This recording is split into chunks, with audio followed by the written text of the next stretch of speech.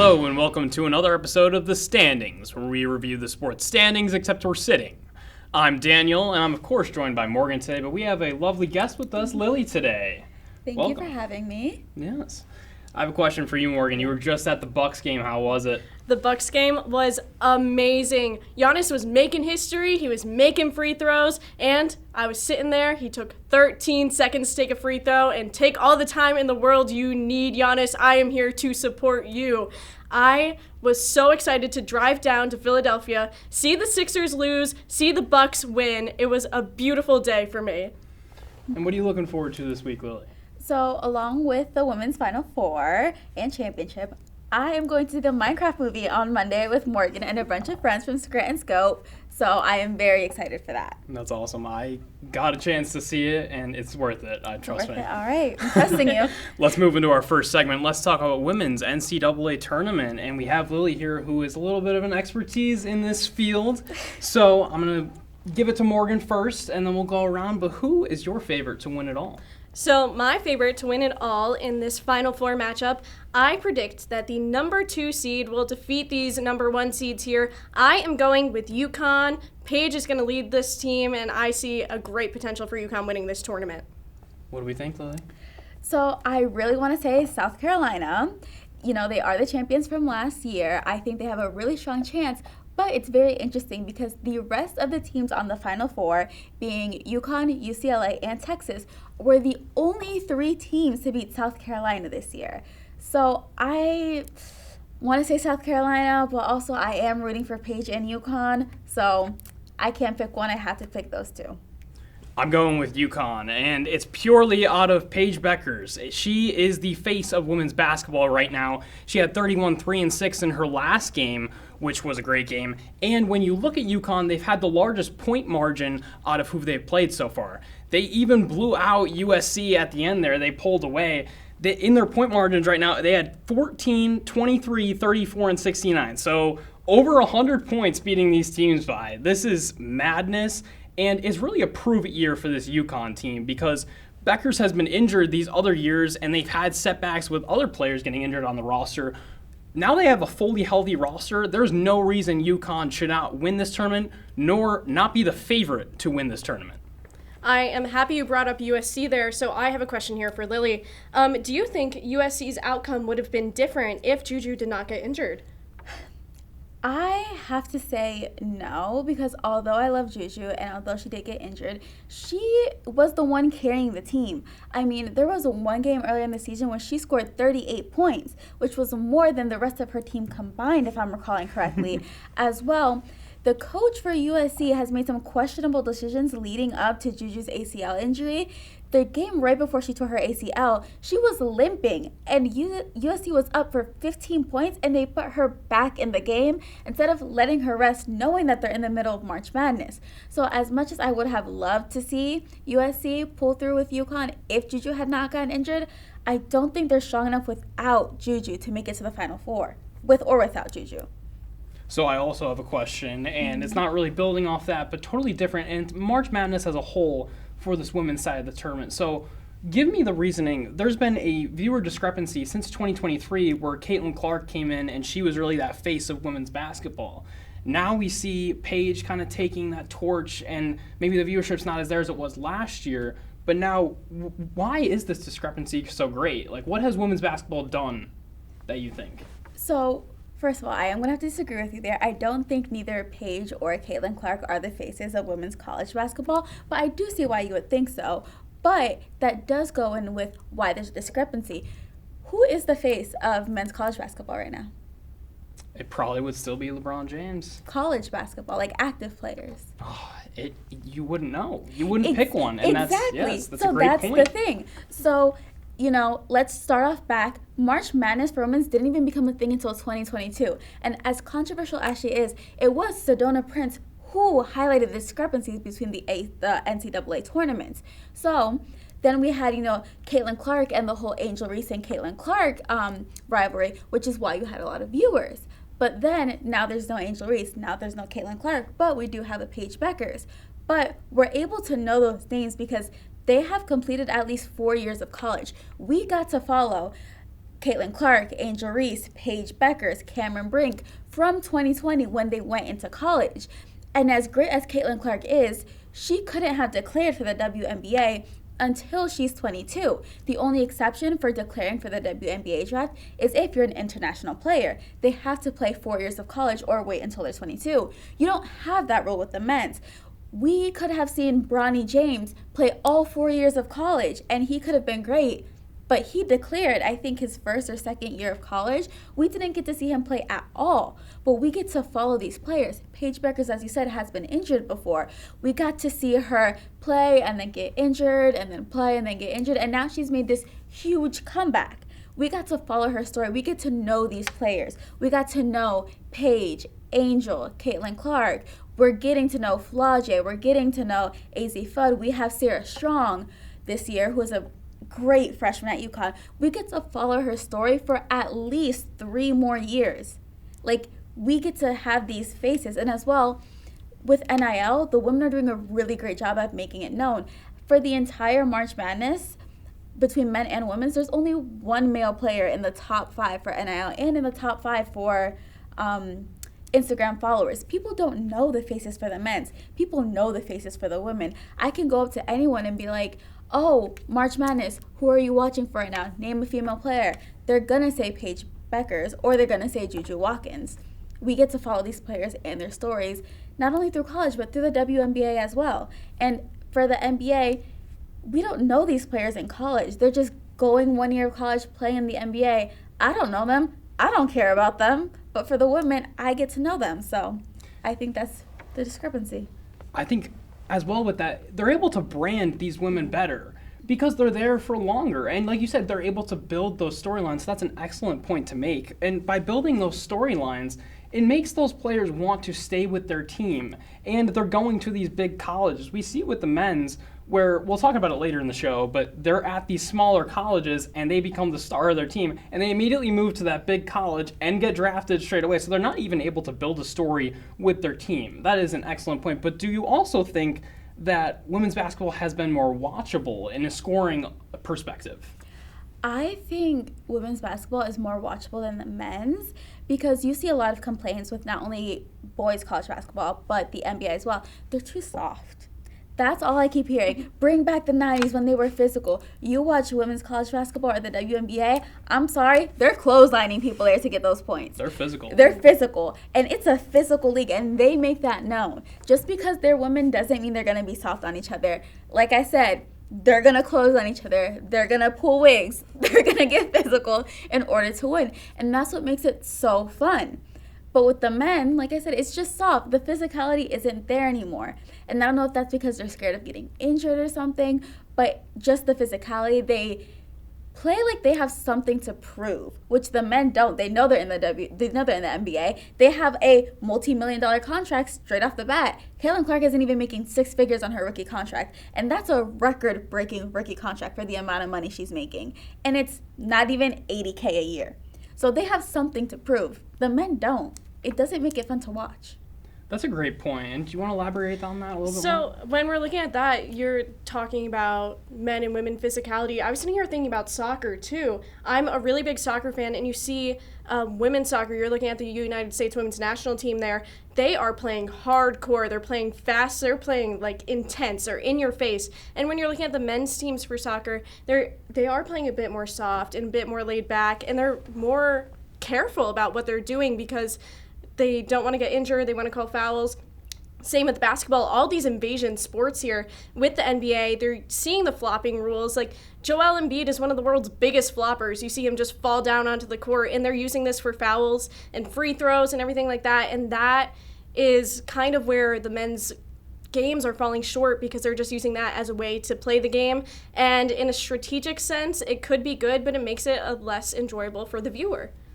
And I think that's a great point. And along with that, it's the fact that women's soccer especially, they win more. Mm-hmm. They win more than the men's on a national level, and they don't get the viewership for it. Yeah. So now we're at a point where basketball, I wanted to bring up the scoring perspective because it's more watchable in the fact that they are more skilled players and they are almost aligning themselves with the men at this point, because we used to have a discrepancy, but we really don't now, and especially you highlighted the physicality that the men don't have.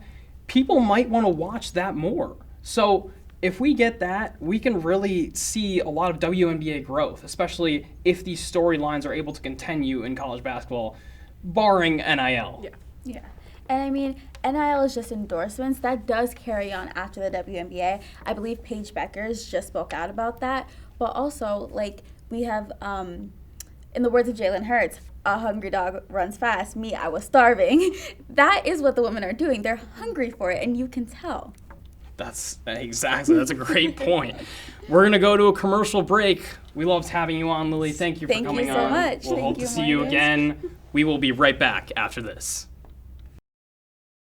Hi, it's Sam Sunny, a co-anchor of Royal Studios. I'm currently behind the scenes of the show you're watching, The Standings. Check me out next week on the latest episode of Scranton Scope, where I'll tell you what's going on in the Scranton community and how you can get involved. We cover events like sports, movies, music, and more. Scope has everything that you're looking for. See you there. Now back to The Standings. Welcome back from the break. We are flipping to the men's side of the tournament, where we welcome Dermot Alvarez. Welcome to the show. Good to be on. All right, and let's talk about it. So, Morgan, I'll flip to you first. Who wins the tournament after what you saw this past weekend? So I'm really excited for this Final Four tournament. I do have the final two being Florida-Duke. Once again, I am sticking to my guns here. I am still saying Duke is winning this tournament. Though we did see some shaky gameplay 2 games ago from them, and their momentum didn't look very good, they brought it against Alabama. They won 85-65. That was the game to see, because Alabama just had that beautiful game against BYU. I was really wary going into this. I was like, I don't know if Duke's going to pull through after Alabama's game, and then they did it. So Duke is here. Duke is going to win this one. What do we think, Dermot? I'm going to take the exact opposite of that, actually. I'm pretty sure it's going to be Houston versus Auburn in the final. I think the way Houston and Duke match up, I think Houston has a very slow style of play. They're very slow. Their defense is by far and away the best in the tournament. And Duke is a really fast, really relies on their offense, kind of fast-scoring team. And those, every time we've seen a high seed matchup between those two kind of teams, it's always ended up with, in a close game, of course, but it's always ended up with the slow, defensive-heavy team pulling out in the end. And I think Auburn has a much better chance against Florida. Obviously, you see Walter Clayton Jr. averaging 22 points a game, Mr. March, as they say right now. And they, lead the Final Four teams in fast break points. But I think that they're also, I think they're the most finicky team in the tournament. I think they have the lowest defensive rating in the tournament. Auburn, obviously not super offensively, powerful. They're the second lowest in offensive rating in the tournament. But I think they match up a lot better, and I think, Tahad Pettiford and, Janai Broom as the best center in the country, I think second best player in the country, maybe the best. I think those two are going to be able to pull through, and they're going to be able to make it to the final. So it's going to be Houston and Auburn in there. So I'm going to have to take Morgan's side in this one, and it's because we're sticking to our guns. Yes. We are sticking to our guns. Florida and Duke at the end, and you make great points about the matchups that kind of go through this, and Walter Clayton Jr. is very scary. I mean, he this tournament, he has been the man. So as far as Duke goes, Duke should still be the favorite. I will say that Florida is going to win the tournament because, unlike Morgan, I have Florida winning, but Duke still has to be the favorite in this tournament, and it's based off the fact that they are playing at the highest rate right now. And we looked at a team like Alabama these past weeks, and we said Duke needs to get past them. They are the team to get past. Well, they just got past them, and in flying colors when they did so. So when you look at Con Knipple, Cooper Flagg, Malawach, those are guys that are all freshmen. So the scary part for me is that they are freshmen, and they're going against these more experienced teams in the tournament right now.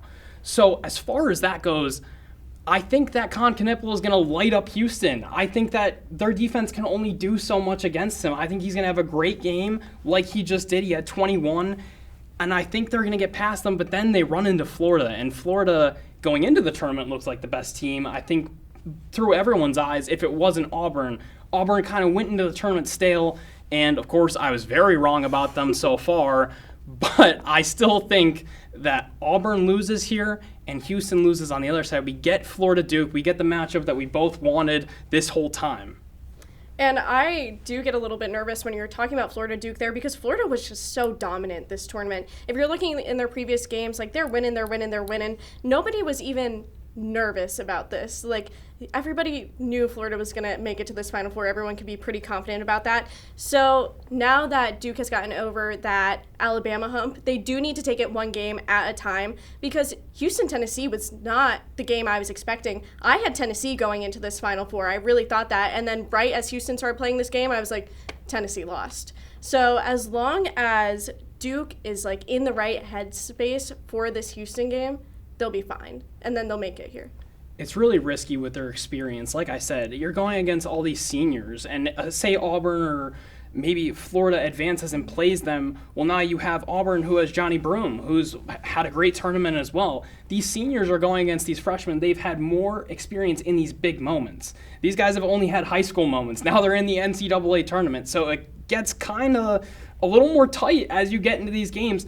Duke hasn't played in a tight game so far, and that's what's the anomaly for me in this tournament is in the tight game, can they come out with a win? Because we just saw Florida do it against UConn. They were in a tight game, and in that game, it went down to the wire. They were able to come out of that game, barring what Dan Hurley will say is a pretty few good calls that went towards Florida, but they got out of that game safely.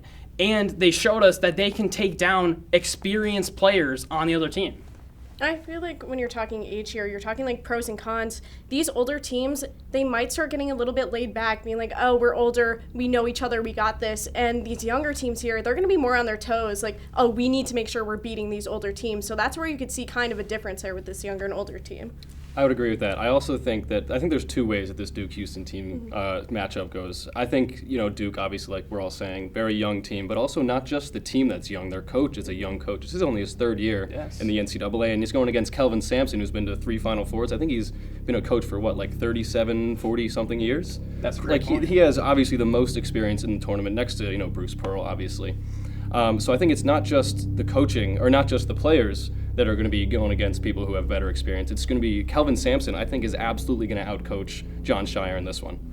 That's a great point. It's not Coach K anymore for the Duke Blue Definitely Devils. not. Definitely not. Let's move into our next topic, that being the MLB torpedo bat controversy that's going on right now. So this is very controversial, and we're all going to have differing opinions, I believe, on this. So I'm going to shoot it to you first. Should the MLB allow these type of bats? So when you're talking about these torpedo bats, everybody's calling out the Yankees. This is all the Yankees' fault. This is all the Yankees doing. Let's take a look at all the teams that are looking these torpedo bats first. Orioles, Cubs, Reds, Twins, Mets, Yankees, Phillies, Pirates, and Blue Jays. This is not just a Yankee situation. This is going on across the league, and it's going to continue going on across the league. This rising trend, it's coming up, and it's here to stay. And as long as these bats fit the required dimensions, it's not cheating like everybody's calling it out for the Yankees. This is fully legal, and these bats are getting checked out before the games even happen.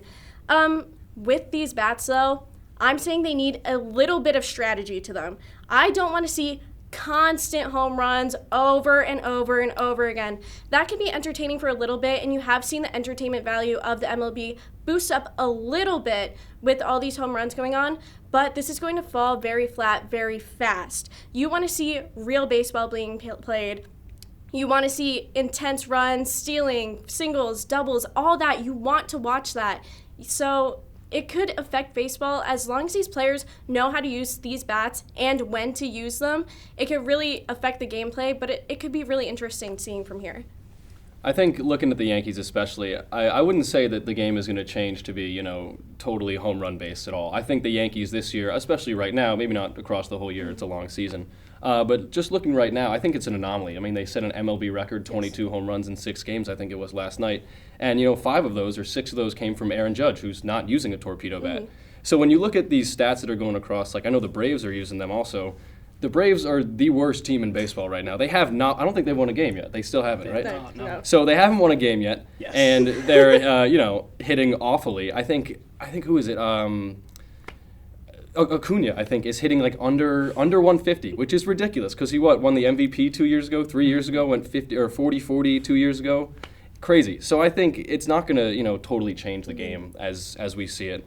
But also, with that, I think if you're giving the hitters this advantage of the torpedo bat, which, yes, it is an advantage, and yes, we'll see players, hitting more home runs, having better averages, it's not going to, drastically change players who are not hitting well to begin with, right? So it's not going to be, like they're using a BB core, big barrel, XL1 in the box. I think, but it is going to change it, and I think that with that, they should let pitchers start using sticky stuff again. I've always said this. I've been a big proponent of this ever since, I think, Tyler Glasnow, a year and a half ago in an interview with John Heyman.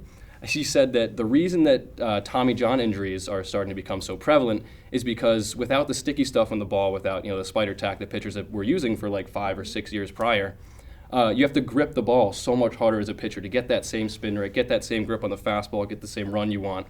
And so I think if we're letting hitters let the technology sort of further their primes, further their numbers, make them hit better, make them win more. I think you also have to give back to pitchers something that also will, make them pitch better and have them win more. But you'll also be, improving their health, and you'll be extending these pitchers' lifetimes in the MLB. I think 2 things you brought up. The Braves being winless, one of them. I'm a Phillies fan. This is the best baseball season I've seen so far. The Braves being winless is a grace from heaven, something that I thought we would never see. So keep on losing, love that. Second thing, you brought up the offense already being great as is, and you brought up that too. Home runs have been up 46% since 2017, so it's steadily been rising over these years, and offense has been promoted. So my answer to this is no, it should not be allowed, but it promotes the offense. So Rob Manfred is not going to sit there and get rid of it if it's promoting offense. And I don't think he'll allow pitchers to use the sticky stuff that they're using because it wouldn't promote offense. They want this to be an offensive sport. The on-base hits have gone down. So it's become more of you're at bat and you're either hitting a home run or you're striking out. And that's what the sport has become. So now if that can even be more leveled, it's going to. So the Yankees, I'll give you a little background. They hired this MIT researcher to do these bats. And this reminds me of something similar that I've heard in football, something that I am very opinionated on, and that is the tush push. They hired a rugby coach, someone who specializes in a field where they can manipulate a rule.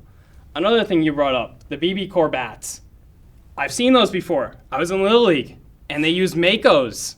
And there were kids that were not good at baseball. They were hitting home runs. I had a DeMarini. I was not hitting home runs because I didn't have the Mako. I didn't have the Mako torque that has your hands go through for you. So I didn't have these bats. I wasn't able to manipulate the rules like others are. And it's not just the Yankees doing this. This is the great point to be brought up because initially I was like, oh, the Yankees are cheaters and how dare they say the stuff they say about the Astros, all these fans, and they're actually the cheaters. But they're not. This is so similar to the tush push controversy, and that's why I'm so enthusiastic about it. A great guy, Tom Izzo, in this tournament, I will give you an example of not manipulating the rules. So Tom Izzo was asked in the middle of the tournament. His team was winning, going to the Sweet 16, and he was asked, have you looked at the transfer portal for any players? Because the transfer portal was open while the tournament was going on. He made this reporter look like a fool and said, we're here to play basketball, and I'm not here to look at the portal while the tournament's happening. We play real basketball. We don't look to get around stuff. That's the type of things that I respect in sports, is when you don't try and get around the rules like Tom Izzo does. It's a big gamesmanship issue. Like, a lot of people talk sportsmanship. When you're talking gamesmanship, about how you could manipulate things to work in your favor, even though it isn't inherently against the rules. That's what we're seeing in a lot of sports going on right now, and it's really prevalent, and I love that these issues are being brought up through media. It's really interesting to see. But like how you mentioned, if you don't know how to use the bat, you're not making hits. You're not making hits. So that's not something we really need to worry about right now. If you cannot consistently hit that ball right where that logo is, there really should not be any worries about what's going on here. So I am excited to see what these bats bring, but there does need to be some more strategy happening in the dugouts and in the coaching staff there too. I'd say it's also really important to look at, the gamesmanship thing like you're talking about. I think I'm a firm believer in that if it's within the rules and doesn't bend it at all, I think you should be able to do whatever you want within the rules. And this is within the rules. And just like, with the time clock management thing, there was some scandal, I think, in this last playoffs with some time clock management that I forget which team did it. But everybody was up in arms, and then I looked at the rules that some people were posting, and I was like, okay, this is well within the rules, and so what's the big issue with it? If you're mad that you're losing to this team, you should have thought of it first, right? And other teams should have thought of this thing first before the Yankees did. And so, I think it's, especially baseball, when we look at baseball with the gamesmanship, baseball is a game that is not rigid at all, like basketball and like football. There's no time clock, there's no play clock, there's no timeouts. Well, there's timeouts for, mound visits and stuff, but not really any kind of extended like commercial break, break for the players. It's pretty much just one constant battle for, 2.5, 3 hours. Very loose game, not very rigid, like I said. And so I think baseball has always been that kind of game where you got to shape it to the way you want to win, shape it to the way how you think you can best win. And, it's been with sticky stuff, which was obviously outside the rules, but it's also been with, over the years, there have been a crazy different bat shapes that people have used. So this isn't the first time this has happened, and I think baseball, with all this, with the way the game is, it's very easy to look at it and say, oh, you got to stay within the rules, keep with tradition. You don't have to go outside the boundaries at all. But you also have to realize that, people have been sign stealing before the Astros did it with technology, and nobody had a problem with it because your team was doing it too, and they were winning like that. So I think it's important to look at baseball as a game and also as a game of progress. And they need the viewership up. Like you said, Rob Manfred's not going to stop it because it gets offensive production up. I'm a believer, and I think that's good because baseball needs viewers. So if this is going to get shape the game in a better way where offense is going to go up and more people are going to come to baseball, more kids are going to start playing baseball instead of football, which I would love, I'm all for it overall.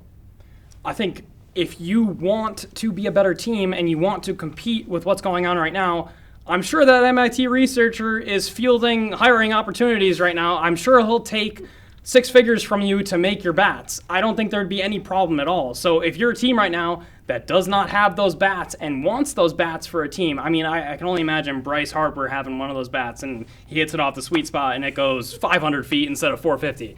Like, hire the MIT researcher. If he can do it for one team, he can do it for all the teams. Whereas, and I like to make the discrepancy with this, I am mad about the tush-push controversy, but the tush-push works so well because of the athletes involved. Mm-hmm. Whereas baseball, we can make these bats for any type of player, and it benefits them in an equal level way.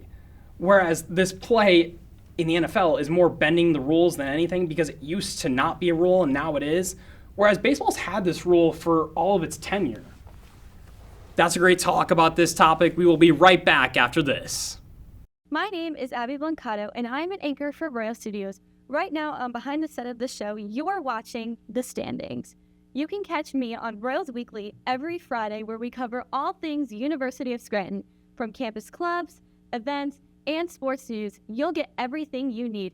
Until then, back to The Standings.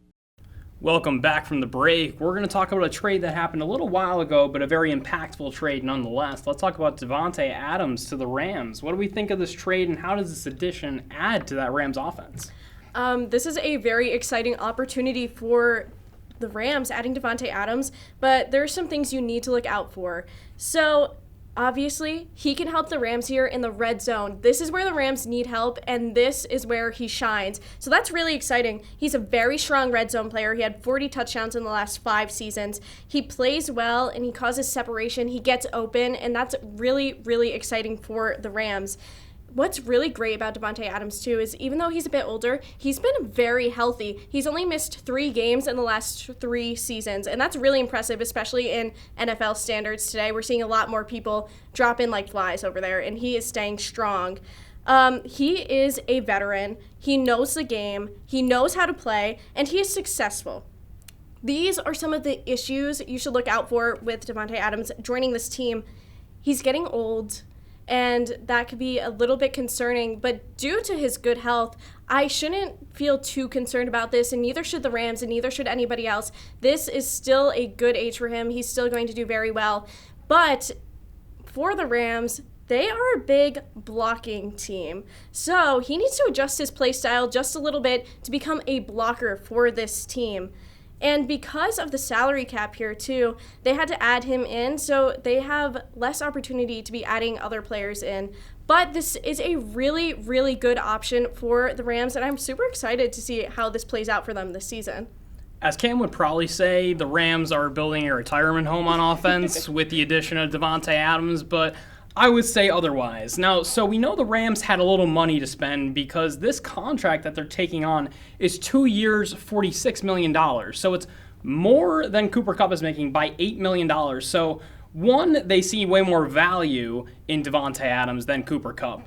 And two, they had this money to spend, and they might not have as much leeway now, but this is a good addition to the offense where they already have Kyron Williams, they already have Matthew Stafford, and you add this dynamic duo at receiver, and now you have Nakua and you have Davante Adams. That's scary. I mean, that's a scary duo. We can't say otherwise.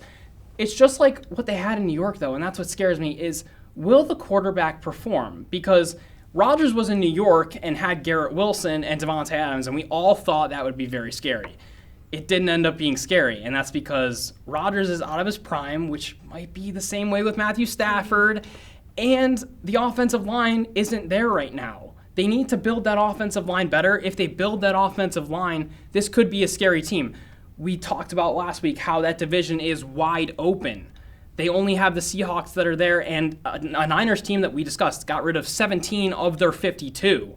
So now, with that being said, the Rams have a chance to win this division and make a playoff run. And like we said as well, like I said, they were a game-winning drive away from beating the Eagles, the eventual Super Bowl champions. So this team has potential. It has the coach. It has the offense. Does it have the offensive line? And will that young defense keep developing is the real question.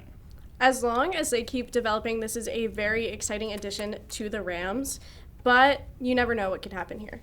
You really never know, but this is a great addition for them, and we'll have to see how it plays out during the season. Yes. Let's move into our next topic. Let's talk Warriors-Grizzlies, and Steph dropped 50 points in this win, but my question for you is actually about the Grizzlies. Are the Grizzlies better off without Ja Morant, or did something like last night change your mind? So I really liked how you phrased that question. Are they better off without Ja Morant? When you're looking at their stats this season without Ja Morant, the Grizzlies are 14-8. So they are doing pretty well without him. And Ja's injuries have forced him not to play. And when he's not playing, this makes his team better. Him being gone makes this team completely different. They've learned to adapt and overcome without him, which is really great to see. Last season, there were some issues with John not being able to play. So now that he's missing these games, they are playing without him. They are playing well without him. But here's the thing. Are they better off without him? He's still a top performer for this team. You can't forget that. And that's really important for this team going into the playoffs, too. This is going to be really interesting to see this dynamic. But I think other teams can use Ja Morant as a better resource than the Grizzlies are right now. And another major issue for the Grizzlies right now, they just fired their head coach 9 games before playoffs. That is insane. Taylor Jenkins, we don't really know why he got fired yet. So this is a developing story that we're seeing from the Grizzlies. And I think this is where they're going to fall short. So right now it's less of a Ja Morant conversation and more of what are you doing with your head coach? I love that you brought that up. And the fact that they fired their head coach before the playoffs is very confusing. It's a lot of stuff behind closed doors that we're not seeing. But since Ja's been back, they have been 1-3. And last night, he had a buzzer beater against Miami. We were streaking. It was great. And then Ja came in and he hit that buzzer beater. So when we look at this, Ja Morant has been consistently, when he's been back, scoring 30 points a game. So for me, the answer is yes, they are not better off without Ja Morant. They need him. And that's because when you are game planning against the Grizzlies, he is someone that you circle on there. It's an additional man that you need to prep for. And the talent that he has, he can go off at any given moment. So I do not think that they're better off without him. I think that they need him to make a playoff run, especially. If they're going to want to go deep in the West, they need Ja Morant. You can't have a team with a bunch of guys and Jaren Jackson Jr., who before this year was just a guy. So you can't have that team make a run in the playoffs. And it's going to be interesting who they match up with and what their path might be. because we discussed it last week. If their path is easier, as a young roster, they could make it, barring that this new interim head coach gets it right down there. It's going to be really interesting to see. You really don't know what's going on with the Grizzlies because head coach issues, John Morant issues, injury issues. I think they will be in the playoffs. They're probably going to get out first or second round, especially with all this questioning going on. It kind of lowers their morale a little bit too because the players don't know what's going on. The coaching staff doesn't know what's going on. And this is where real issues happen. If they wanted to fire their coach, they should have waited until after this season. So something major must have happened for them to let him go at this time.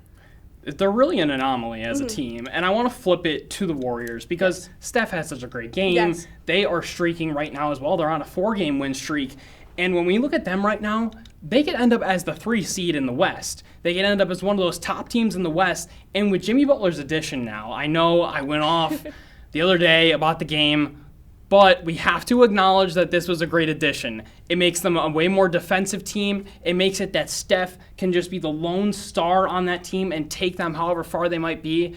I really hope that the Lakers drop to 6 and they end up at 3, or somehow, some way it advances, that we see Steph and LeBron in a series again, because we need that. We need that as NBA fans. So for the Warriors especially, they have young players, they have old players, they have that veteran experience compared to the other teams. Yeah. When we're looking at the Rockets and the Thunder, those teams that are young and they're at the top of the West, they don't have what the Warriors had. They don't have a Steph Curry, a Jimmy Butler, a Draymond Green. Draymond Green might be the defensive player of the year right now, especially after last night's performance against the Lakers. So when you look at this team, they are stacked from top to bottom, and they have Steve Kerr, who's a proven coach. If you're going to bet against the Warriors come this playoffs, I don't think you should. I think you should take that money and save it, put it somewhere else. Maybe put it on the Rockets losing, because the Rockets are a whole different roster. They're young, they're inexperienced, the total opposite of the Warriors. Yeah, I love the Warriors in their dynamic going on here. Steph, 52 points. Look at you go. His head coach was on the sideline just like in awe over him. How are you still playing this well at your age is amazing. I love this Warriors trio that's going on there with Green and Butler. Like, everything going on with the Warriors is really exciting to watch. But the Grizzlies are giving them a run for their money too. So this is really interesting. And I just love the Warriors right now. This is really exciting. And I do hope we get a Curry and LeBron situation, because who would not want to watch that? Exactly. And as far as the Warriors go, they can really make a historic year happen with Jimmy Butler. And I have so much resentment towards Jimmy Butler, but if he gets his ring, I won't be too displeased. If you get it with the Warriors and you play well consistently during the playoffs, he deserved it. And this trade looks at being one of the biggest trades in NBA history if they win the title. That is a big if, though. We will have to see where this Western Conference goes. We will be right back after the break. Dermot will be joining us again for another NCAA segment, and then we're going to wrap it up with T-Wolves Nuggets the other night, which went to double overtime. We will be right back after this. Hi, it's Sam Sunny, a co-anchor of Royal Studios. I'm currently behind the scenes of the show you're watching, The Standings. Check me out next week on the latest episode of Scranton Scope, where I'll tell you what's going on in the Scranton community and how you can get involved. We cover events like sports, movies, music, and more. Scope has everything that you're looking for. See you there. Now back to The Standings. Welcome back from the break. We have Dermot back to talk about the NCAA tournament, and we have a high seed frenzy going on in this Final Four. So, Phil, it's you first. Is there an issue with the NCAA tournament, and is it a coincidence that these high seeds are in the Final Four? I think the committee just had it right this year. I think this was a good year for the committee. I wouldn't say the issue here is a coincidence. I'm saying these teams worked hard to earn their positions as these high seeds, and they played their way through this tournament. They deserve to be in the Final Four. Yes, there are 4 number 1 seeds facing each other. That's really impressive. We're not seeing that often during this tournament, but there's upsets every year, and this year just wasn't the year for that. But this will make it so much more exciting to watch. It's not impossible for upsets to happen in this tournament. It just sucks that it didn't happen. But I personally would rather watch a 1 seed versus a 1 seed than a 1 seed versus a 16 seed. And that's just how I feel about this tournament. So coincidence? No. And I feel pretty confident about this year. I'd agree with that. I think that this is like the whole sports fan conundrum, I think we want to see upsets, and we always root for the underdog, and we love it when it happens.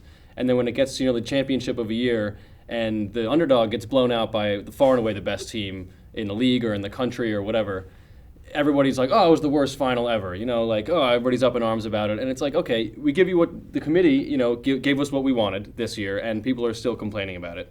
And so I think personally this is going to be the best Final Four that any of us have ever seen. Probably in the last, 10, 15 years, because especially in the last 2 to 3, I think, when was it? Was it San Diego State as a 8 seed or 5 seed was in the final? NC and then they State last year, and then we saw years ago Loyola Chicago. We've seen a lot. And and all those teams, they made it. They had really great Cinderella runs. St. Peter's University. I'm from Jersey. I went to St. Peter's Prep, so special place in my heart for that. But it was great to watch them go. Great to watch them beat Kentucky in the first round, and then watch them keep going. But then, when they ran up against UNC in the Elite Eight and they got smoked by 35, I was like, okay, maybe they obviously aren't fit to be here. So I personally, I'm going to really love watching this. I think the stories that go along with all these teams are fantastic, and I think I'm very, very excited for it. So I disagree with you both, and really in a dramatic fashion, because yes, the committee got it right, and much applause to them. They got everything right through this tournament on the men's and women's side. So we're seeing all these 1 seeds face each other, but this is a problem of NIL and the transfer portal. I've gone over this, but I will go over it again for you. So NIL is what you're allowed to pay your players. I understand that some of these teams are 1 seeds and have advanced, and they don't have as much for their players, but these teams have enough to pay their players, and they have the transfer portal open that when these players leave, they want to go to the better team. They want to go to the bigger school. So what March Madness is to me is its branding, its story, it's the underdog, David versus Goliath. It's that whole story, and with this, it hasn't been this tournament. It's not March Madness to me. I understand that these are great teams facing each other, and it will be entertaining, no doubt. But I always love to see one underdog advance, whether it be that NC State or St. Peter's or Loyola Chicago, whatever it might be. I love seeing that, and I think that's what most fans will tune in for, is that one team, just to see if they can make a story over everybody else. But now we run into this situation where that team has that Cinderella run, or they even make it. I think Arkansas, a lot of those guys are going to transfer right now, and they're not going to have the team that they once had. So you can't build these Cinderella stories if after 1 year, after one good year that this player has, all of a sudden he is a top player for another team and one of the best teams in the country. All of a sudden, that top player for NC State becomes a guy on the bench for one of maybe Duke or Houston. He doesn't become the player he once was. So when we look at this, we have to consider that. What is March Madness? Is it about the best teams winning the tournament? Or is it about, are we trying to build storylines? Because this becomes like the MLB. It becomes top heavy where, like you said, the best teams are going against each other. And it's entertaining, and we love seeing two organizations that are nationally known clash. But we also like seeing the underdog. I mean, I do personally, and I think I'm probably talking for 50% of the viewers. Us as sports fans who are really into this and want to see just the good teams play each other, we love this. But casuals looking from the outside, I think they want to see that upset story. I would agree with that. I think I'm with you that the NIL has gotten a little bit out of control. It's way too out of control. Like I was telling you off the show before this, my godmother's husband works at Rutgers for the marketing and NIL department, and he said that the things that some of the players have been demanding is absolutely outlandish. And their agents asking for things, the money that these guys are getting is more than most of us will ever make in our entire lifetimes. And these guys are 17, 18, 19, 20 years old, our same ages, and they're making egregious amounts of money. But I'd also say, with these four teams that we have right here, Duke obviously is a blue blood, so it's not very surprising that they're going to make it back to the Final Four. Obviously, they haven't been there in a long time, but they are, one of the legendary temes in college programs in college basketball. Houston, they've got, Kelvin Sampson. It's his third Final Four. He's been coaching at Houston for a decade, maybe even I think more than a decade, more than 15 years. So, he's built this program around himself. These coaches trust him. These trainers trust him. The assistant coaches, they're with him. The whole program is backing him. So I don't think it's very surprising that they're back either. And also, they don't have a crazy NIL compared to the other teams. And then Auburn, you look at Auburn, Bruce Pearl, also one of the legendary head coaches in college basketball history. So in Florida, I don't know too much about them, but I know those three coaches and two coaches and Duke as a program. It's not very surprising that they're back. So I think it does have a lot to do with NIL money, but I also think you got to look at the programs and the coaches and the culture that's built around these teams and sort of look at that as a major factor and not just NIL.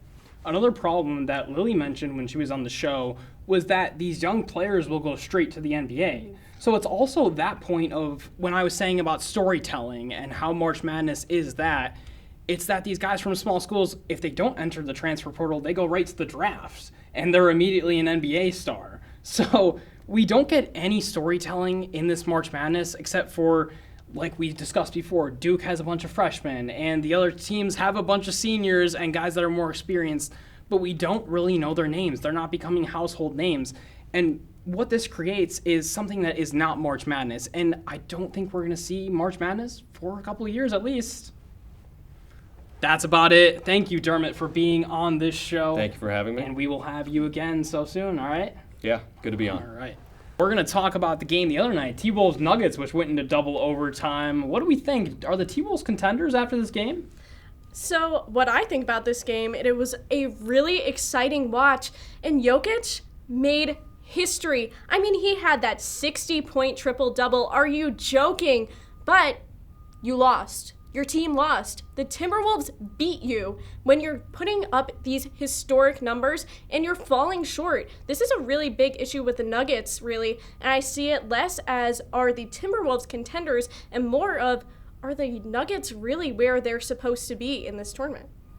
As far as the T-Wolves go, when we look at them, they've had these games in the regular season. Mm-hmm. But I want to highlight my MVP, Nikola Jokic, had a 60-point triple-double. Can we start acknowledging in our heads that we've never seen this before? A guy that looks like Shrek going around and putting up these type of numbers? We've never seen this before. We need to acknowledge that voter fatigue needs to be a myth. We need to start highlighting Nikola Jokic is the best player in the league. He's the best player this season, regardless of where the Nuggets sit. And you highlighted greatly is the Nuggets have fallen short in these games where Nikola Jokic scores this much points. And it always happens, and it seems like it happens with the T-Wolves quite a bit. So for the T-Wolves, they are fringe contenders. They could be there, they could make a run, but I just don't think they have the pieces that they once had even in years past. I think that this game, even with Julius Randle as well, who's been a great scorer for them, I don't think it makes them contenders. I think they've beaten the Nuggets plenty of times in the regular season. This is a reoccurring thing that we've seen every single year. So I really don't know what to think. What I find interesting here is there were 21 lead changes in this game, and we saw the Timberwolves bench outscoring the Nuggets reserves. So you're having like these lesser players still come out and come on top, and this is what's going on in this game. It's really interesting to see. But why I think the Nuggets lost this game and why I know they lost this game is because of Russell Westbrook. You need to step it up. You're telling me you missed that layup and then you fouled Walker for the Timberwolves to win this game. You could have had this game. It was the final seconds and you're missing. You need to get better scoring going on there. The Nuggets need to step it up in the case of depth. Mm-hmm. In this conference, the Thunder and the Rockets are young teams, but they also have depth. That's why they are flourishing in this right now. But with the Nuggets, they might be able to fall in this conference far enough that they have to play a great team like the Thunder in the first or second round. And I don't think you want to end up there. I think you'd rather play a team like you dominated like the Lakers or even play the Warriors because you match up with them pretty good. Guys like Michael Porter Jr. and Jamal Murray need to step it up on the perimeter. If they are knocking down shots, that is when the Nuggets are winning. Not when Nikola Jokic is taking 30 shots a game, and probably more than 30 considering he scored 60. But when he's taking 30 shots a game, that's not helping your team because he's scoring from within. He's scoring 2-pointers, not 3-pointers that are going to get you ahead. Get Michael Porter Jr. hot come this playoffs. He's not dishing the rock to anybody. If he's hot and has a hot hand in this playoffs, we could see them go far.